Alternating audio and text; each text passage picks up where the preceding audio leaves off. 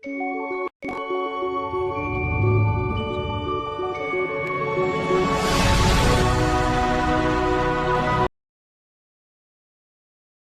समय पहले की बात है। एक राज्य में एक राजा हुआ करते थे जिनका नाम कृष्णदेवराय था।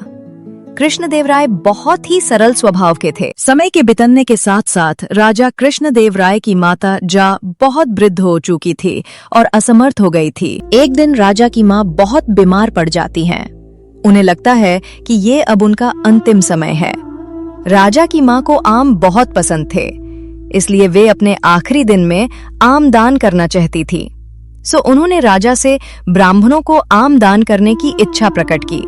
वे समझती थीं कि ऐसा करने से उन्हें स्वर्ग की प्राप्ति होगी। मगर कुछ दिनों के बाद राजा की माता अपनी अंतिम इच्छा की पूर्ति किए बिना ही मृत्यु को प्राप्त हो गई। अपनी माता के मृत्यु के पश्चात राजा ने विद्वान ब्राह्मणों को बुलाकर अपनी माता की अपूर्ण अंतिम इच्छा के बारे में बताया।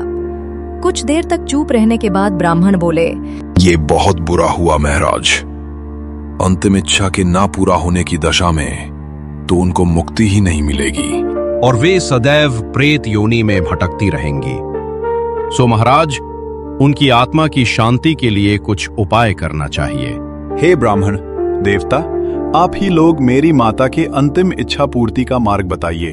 तब एक ब्राह्मण बोलते हैं, हे राजन, आपको अपनी माता की आत्मा की शांति के लिए उनकी पुण्य तिथि पर ब्राह्मणों को सोने के आम दान करने होंगे, जिससे आपकी माता जी के आत्मा को शांति मिलेगी। राजा ब्राह्मण लोग की बात मान लेते हैं और अपने माँ की पुण्य तिथि पर घर में बुलाकर ब्राह्मणों को सोने के आम दान करते हैं।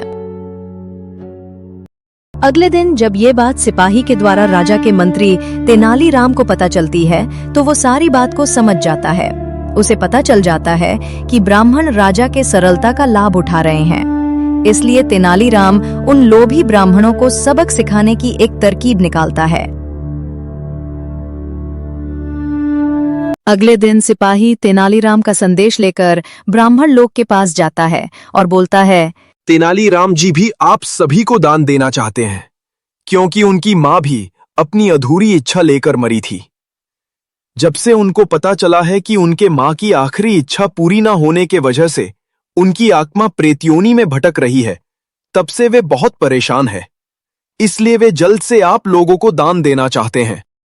सिपाही की बात सुनकर ब्राह्मण लोग सोचते हैं कि तेनालीराम के यहाँ से भी बहुत अधिक दान मिलेगा, क्योंकि वो राजा का शाही विदूषक है। एक निश्चित समयानुसार सभी ब्राह्मण तेनालीराम के दान के लिए पहुंच जाते हैं।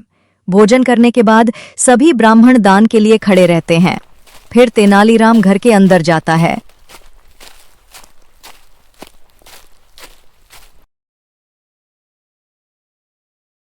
ब्राह्मण देखते हैं तेनालीराम आग में लोहे को गर्म कर रहा है। तेनालीराम के हाथ में गर्म लोहे को देखकर एक ब्राह्मण बोलते हैं, अरे तेनालीराम, ये गर्म लोहा क्या होगा?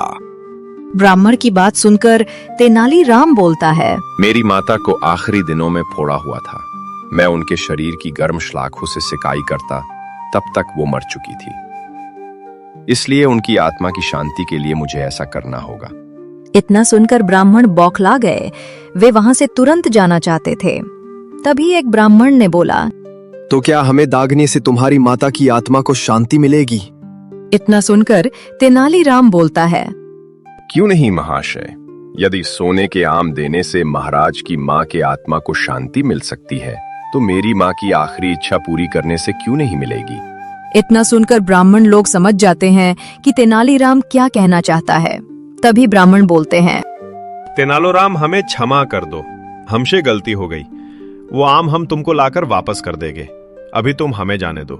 सोने के आम को वापस लेकर तेनालीराम उन्हें जाने देता है। अगले दिन एक साधु ने सारी बात राजा को बता दी। राजा ब्राह्मण की बात को सुनकर बहुत क्रोधित होते हैं और तुरंत तेनालीराम को दरबार में बुलवाते हैं। तेनालीराम के दरबार में आते ही राजा क्रोधित होकर पूछते हैं, तेनालीराम, यदि तुम्हें सोने के आम चाहिए थे तो मुझसे मांग लिए होते।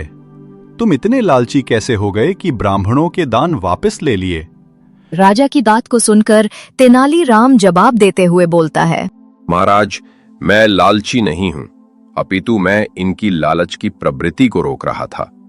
यदि आपकी मां की पुण्यतिथि पर सोने का आम ग्रहण कर सकते हैं, तो मेरी मां की पुण्यतिथि पर गर्म लोहे की सलाखें क्यों नहीं झेल सकते?